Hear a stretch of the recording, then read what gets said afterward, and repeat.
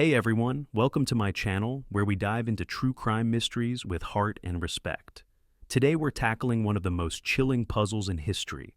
It's 1959 in Russia's Ural Mountains. 9 young hikers set out for a skiing adventure full of laughs and dreams. They're tough, experienced, ready for anything. But something goes wrong. They slash their tent and flee into a blizzard half-dressed. None come back alive. Their bodies show strange injuries. Missing eyes, crushed chests. For over 60 years, people have whispered about avalanches, secret weapons, even creatures in the snow. This is the Dyatlov Pass incident. Comment what you think happened to these hikers in the chat below. Let's dive in.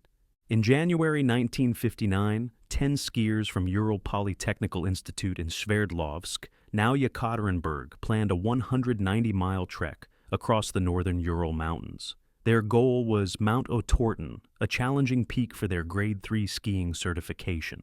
Leading them was Igor Dyatlov, a 23-year-old radio engineering student. Igor was a stickler for details, always checking maps twice. With him were 8 others, all skilled outdoors people. Yuri Doroshenko, 21, an engineering student with a quick temper but loyal heart. Yuri Krivonishenko, 23, a nuclear physics grad who'd cleaned up the 1957 Kishtim nuclear disaster. Zenaida Kolmogorova, 22, a fearless hiker who wrote poetry in her diary. Rustem Slobodin, 23, a reserved engineer with a wrestler's grit. Nikolai Thibault Brignol, 23, a jokester who loved campfires. Alexander Kolevatov, 24, a calm nuclear physics student who'd seen harsh winters. Lyudmila Dubinina, 20, an economics student with a sharp wit, keeping diaries of their laughs. Semyon Zolotaryov, 37, a World War II veteran with battle scars, older than the rest. Yuri Yudin, 21. A geology student joined but left early. These were no amateurs. They'd trained for months, sewing their own tent and practicing survival drills. On January 25th, the group took a train from Sverdlovsk to Ivdel, a remote town near old Gulag camps. Zenaida's diary glowed with excitement. We sang all night on the train. Igor's harmonica was awful, but we loved it. From Ivdel, they hitched a truck to Vizhai, a logging village. Yuri Yudin's sciatica flared up a leg pain he'd fought for years. On January 28th, he stayed behind at 41st District, hugging his friends goodbye. He later said, "I felt something bad, but I thought it was just me." The 9 skied along the Auspia River, snapping photos in their fur hats and wool coats. Minor spats popped up. Yuri Krivonishenko's pranks like hiding skis annoyed Igor, who wanted focus. Zenaida wrote, "Igor's grumpy, but he keeps us moving." On January 31st, they reached a highland stashing food in Alabaz for their return. February 1st, they hit a snowstorm with 30-mile-per-hour winds and visibility under 10 meters. Aiming for Otorten Pass, they got lost, veering onto Kolat, Shakal Dead Mountain in Mansi-Lor. Igor chose a slope over a forest to avoid deep snowdrifts, a decision later debated. At 6 p.m., they cut into the 17.5-degree slope to pitch their tent. Photos show them smiling, shovels in hand. It was their last happy moment. Sometime between 9 p.m. and 1 a.m. February 2nd, something drove them out. They slashed their tent from inside, leaving knives and gear. Some wore socks or one boot. Temperatures hit -30°C with heavy snow. On February 26th, rescuer Mikhail Mikhailov found the tent half buried. Food, a vodka flask, and boots sat untouched. No blood or struggle. Footprints showed 8 or 9 people walking, not running 1.5 kilometers to a cedar grove. Mansi trackers joined the search, spotting broken branches 5 meters up the cedar, like someone climbed for wood or to see the tent. Yuri Doroshenko and Yuri Krivonishenko lay there in underwear, dead by a small fire. Their hands were burned from gripping hot coals, a desperate act. Both died of hypothermia. Days later, Igor Dyatlov and Zenaida were found 300 to 600 meters from the cedar, heading uphill as if returning to the tent. They were frozen face down, like they'd collapsed crawling. Rustem Slobodin was nearby, his skull cracked, but hypothermia killed him. In May, a Mansi hunter found a snow den in a ravine 250 feet from the cedar. Inside were Nikolai Thibault, Brignol, Lyudmila Dubinina, Semyon Zolotaryov, and Alexander Kolovatov. Nikolai's skull was caved in. Lyudmila and Semyon had crushed chests with broken ribs like a car crash.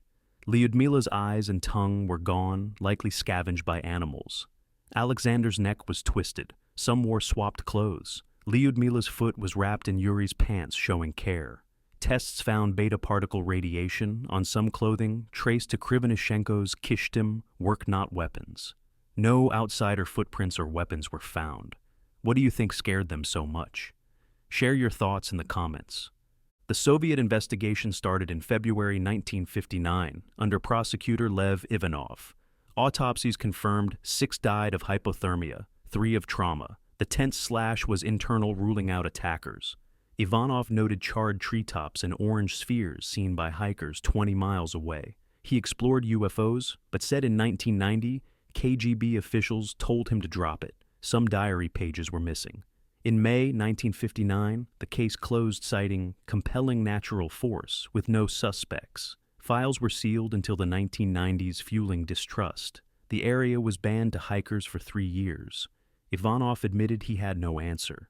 Yuri Yudin broke down identifying bodies, saying, "They were my family." Why the secrecy? Comment what you think about the Soviet cover-up below. Let's unpack what people suspect happened. The leading theory is a slab avalanche. Heavy snow and 30 miles per hour, katabatic winds, fast air rushing downslope, piled snow above the tent. The hikers' snow cut weakened the slope. A 2021 Swiss study by Alexander Puzrin and Johann Gaume used 3D models showing a small slab avalanche could hit with enough force to crush ribs. It explains why they fled in panic, thinking more snow was coming. Survivors got lost in low visibility and froze. A 2022 expedition found slab scars on Kholat, Shyakhl, proving they happened there. Russia's 2019 reinvestigation backed this, saying the hikers acted rationally. But critics like geohazard expert Jim McElwain point out flaws. The slope was 17.5 degrees too shallow for most avalanches. No snow pile buried the tent. Footprints stayed intact. Why flee without clothes in -30 knowing it was deadly? Some say they'd rather face cold than stay buried. Comment if you buy the avalanche theory or not. Another idea is military tests. The Urals were a Soviet testing hub. Parachute mines or sonic weapons could have caused the injuries, and orange lights may be rocket flares. Russian veterans claimed secret tests near Ivdel in 1959.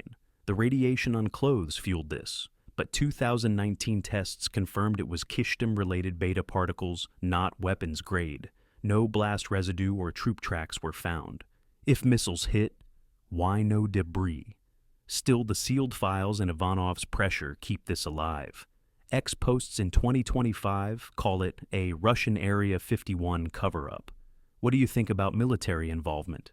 Drop your take below. Some suspect UFOs or paranormal forces.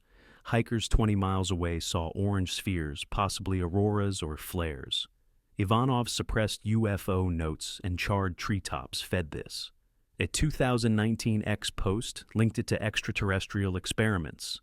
But meteorological data says lights were likely natural. No crash sites or alien traces existed. The idea persists because of the secrecy and eerie injuries. Comment if you think UFOs played a role or if it's just hype. Could the Mansi have attacked? The indigenous Mansi lived nearby, and Kholat Shyakhl was sacred. Some Soviets suspected them, but Mansi trackers helped the search. Ethnographers say no cultural motive existed. No outsider footprints or weapons were found. This theory faded fast, but early prejudice kept it alive. What's your view on the Mansi theory? Share in the comments. A wilder idea is a Yeti or cryptid. Semyon's photo showed a blurry snowman figure, likely a rock or snow formation. Analysts call it pareidolia, seeing patterns in nothing. No tracks or signs of a creature were found. Online forums love this, but it's more myth than fact. Comment if you think a creature could have been out there. Infrasound is another guess. Donnie Eichar's 2013 book Dead Mountain says wind over the pass created low-frequency waves causing panic and irrational flight. It could explain why they fled without thinking. No direct evidence exists, but it's plausible in high winds. What do you think about infrasound driving them out? Drop your thoughts. Some blame a stove malfunction. The tent had a stove, but searchers said it wasn't lit. Smoke panic could have made them cut the tent, but no burn marks or stove damage were found. This theory's weak, but forums mention it. Comment if you think the stove played a part. Conspiracy fans point to KGB or CIA intrigue. Semyon's war background and age made some call him a spy. Theories say he was on a secret mission, maybe delivering radioactive samples.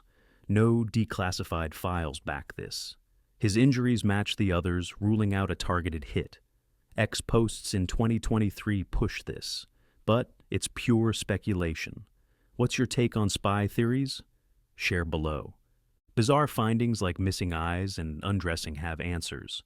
Lyudmila's eyes and tongue were likely taken by scavengers per forensic studies.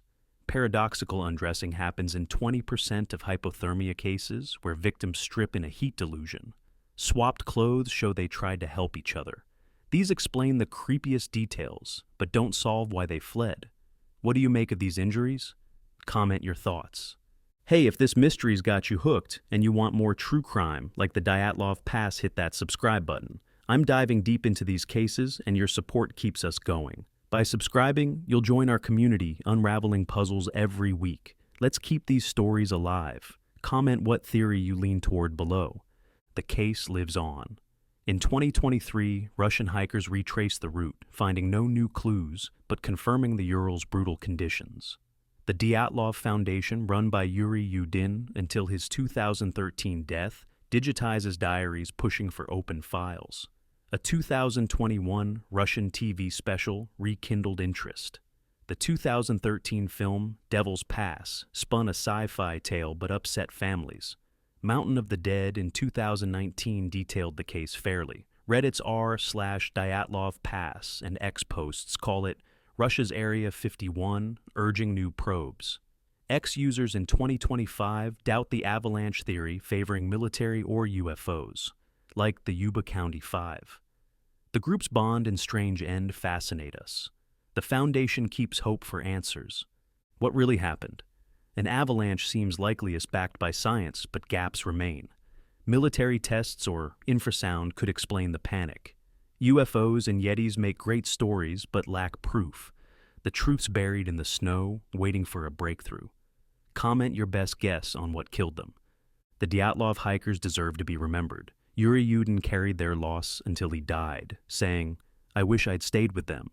Igor, Yuri, Zenaida, Rustem, Nikolai, Alexander, Lyudmila. Semyon and Yuri were more than a mystery. They were friends who sang by campfires, students with big dreams, a veteran who survived war, but not the mountain. Their families still seek closure. If you have information, contact the Dyatlov Foundation at dyatlovpass.com. Your tip could unlock this case. Thanks for sticking with me through this icy mystery. If you love true crime as much as I do, hit that subscribe button and turn on notifications. By joining our community, you'll get gripping puzzles every week that make you think. Your support means everything, and I can't wait to share the next case with you. Comment your biggest takeaway from Dyatlov Pass below. Let's keep their story alive together.